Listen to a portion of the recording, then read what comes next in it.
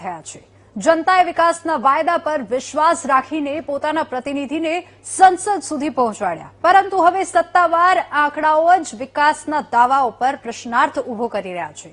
કરોડોની સાંસદ ગ્રાન્ટ હોવા છતાં વિકાસના મોટા ભાગના કામો હજુ પણ અધૂરા છે। આખરે કરોડો રૂપિયાની ગ્રાન્ટ ક્યાં અટકી ગઈ? જોઈએ આ ખાસ અહેવાલ।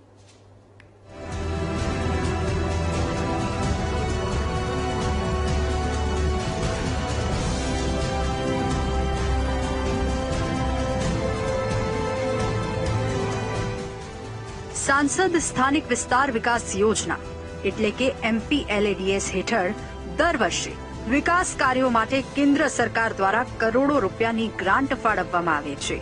હેતુ માત્ર એક જ હોય છે, લોકો સુધી મૂળભૂત સુવિધાઓ પહોંચે અને વિકાસના કામોને વેગ મળે। પરંતુ સત્તાવાર પોર્ટલ પર જાહેર થયેલા આંકડા જામનગર લોકસભા બેઠક માટે ચોંકાવનારી હકીકત સામે લાવે છે। सांसद पूनमबेन माडमने कुल 14 करोड़ 70 लाख રૂપિયાની ગ્રાન્ટ ફાળવાઈ, પરંતુ તેમાંથી ખર્ચાયા માત્ર 2 કરોડ રૂપિયા, એટલે કે કુલ ગ્રાન્ટનો ફક્ત 13.5% જ ઉપયોગ થયો છે, જ્યારે બાકીના કરોડો રૂપિયા હજુ પણ વણ વપરાયેલા છે। જામનગર લોકસભા ગ્રાન્ટના હિસાબની જો વાત કરીએ તો કુલ ગ્રાન્ટ 14.7 કરોડ રૂપિયા, ખર્ચ થયા 2 કરોડ રૂપિયા, ઉપયોગમાં આવ્યા 13.5%, મંજૂર કામો 126 અને પૂર્ણ કામો 20, અધૂરા કામો 106 અને પૂર્ણતા દર 15.9%। આ આંકડાઓ દર્શાવે છે કે માત્ર ગ્રાન્ટ જ નહીં, વિકાસના કામોની સ્થિતિ પણ ચિંતાજનક છે। કુલ 126 વિકાસ કાર્યોને મંજૂરી આપવામાં આવી હતી, પરંતુ 106 જેટલા કામો હજુ પણ પ્રગતિમાં છે અથવા અધૂરા પડ્યા છે, જેમાં નવા નાગડા અને નવા નાગ ગામમાં સીસી રોડ, અનુસૂચિત જાતિ વિસ્તારમાં કોમ્યુનિટી હોલ, નાંદોરી ગામમાં રસ્તાનું કામ અને શેખપટમાં કોઝવે જેવા વિકાસ કાર્યનો સમાવેશ થાય છે।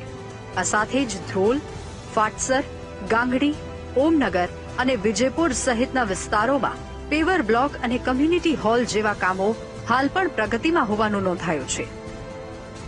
પરંતુ મોટો સવાલ એ છે કે જ્યારે ગ્રાન્ટ ઉપલબ્ધ છે ત્યારે વિકાસના કામોની ગતિ આટલી ધીમી કેમ? આજે પણ જામનગર અને દેવભૂમિ દ્વારકાના અનેક વિસ્તારો રસ્તા, પાણી, ગટર, કમ્યુનિટી સુવિધાઓ જેવી પ્રાથમિક જરૂરિયાતો માટે રાહ જોઈ રહ્યા છે।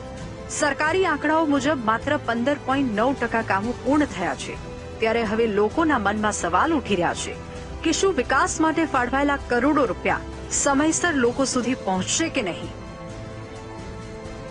કરોડોની ગ્રાન્ટ, પરંતુ વિકાસની ગતિ ધીમી, અધૂરા કામો અને લોકોના મનમાં ઉભા થતા સવાલો। હવે સૌની નજર રહેશે કે બાકી રહેલી ગ્રાન્ટનો ઉપયોગ ક્યારે થશે અને વિકાસના અટકેલા કામોને ક્યારે પૂર્ણ કરવામાં આવશે। આશા રાખીએ છીએ કે અમારો આ અહેવાલ તંત્ર સુધી પહોંચશે અને સાંસદ મેડમ હરકતમાં આવી વિકાસના અટકેલા કામોને વેગ આપશે। જામનગરથી હિરેન પરમારનો રિપોર્ટ, VTV ન્યૂઝ।